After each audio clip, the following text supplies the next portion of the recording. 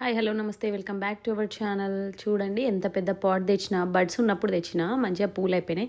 యాక్చువల్గా దసరా కోసం తెచ్చినాయని ముందే మొత్తం పూసి అయిపోయేటట్టున్నాయి. అండ్ మ్యాటర్ ఏంటంటే ఇవాళ వెజ్ బిర్యానీ చేసాం. మిడ్ వీక్ బిర్యానీ ఉండాలి. యాక్చువల్ చికెన్ బిర్యానీయో చికెన్ కర్రీయో నాన్ వెజ్ ఫ్యామిలీ అన్నట్టు తెలంగాణలో అసలే.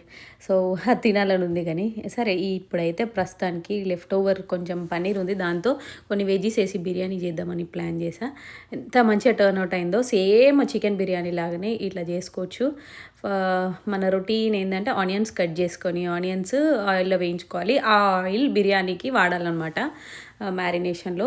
ఇది మాత్రం కంపల్సరీ ఫాలో అవ్వండి. ఇట్లా ఇంట్లో చేసుకున్న ఆనియన్స్తో మంచిగా వస్తుంది ఫ్లేవర్. నేను జస్ట్ పొటాటోస్ ఇంకా క్యారెట్ జస్ట్ పన్నీర్ అంతే. ఇంకా చాలా వెజ్జీస్ వేసుకోవచ్చు, బీన్స్, బ్రాక్లీ, కాలీఫ్లవర్ ఇట్లా అన్నీ వేసుకోవచ్చు. నేను కొన్ని వెజ్జీస్ ఉన్నాయి వాటితో చేస్తున్నా.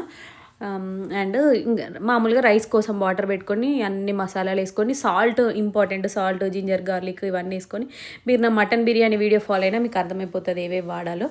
సో అవన్నీ వేసేసి రైస్ కుక్ చేసుకోవాలి పుల్లలుగా మంచిగా. బాస్మతి రైస్ 2 hours నానబెట్టిన.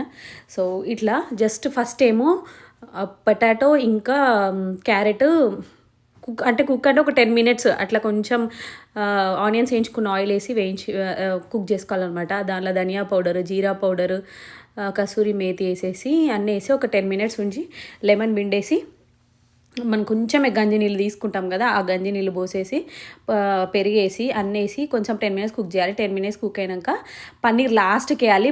దమ్ పెట్టేటప్పుడు పన్నీర్ వేయాలి అంతే. 10 minutes దమ్ పెట్టాలి పన్నీర్ వేసినాక. పన్నీర్ ముందే వేసినాం అనుకో మొత్తం మెత్తగా అయిపోతుంది, ముషి అయిపోతుంది. పన్నీర్ తర్వాత వేసేసి ఇంకా రైస్ వేసుకొని పైన అన్ని గార్నిష్ చేసుకోవడమే. జస్ట్ 10 minutes దమ్ పెట్టేసేయాలి, మంచిగా అయిపోతుంది. సో 10 minutes ఏమో బిఫోర్ కుక్ చేసిన 10 to 12 minutes వెజీస్, తర్వాత 10 minutes పన్నీర్తో దమ్ పెట్టిన. ఎంత మంచిగా టర్న్ అవుట్ అయింది.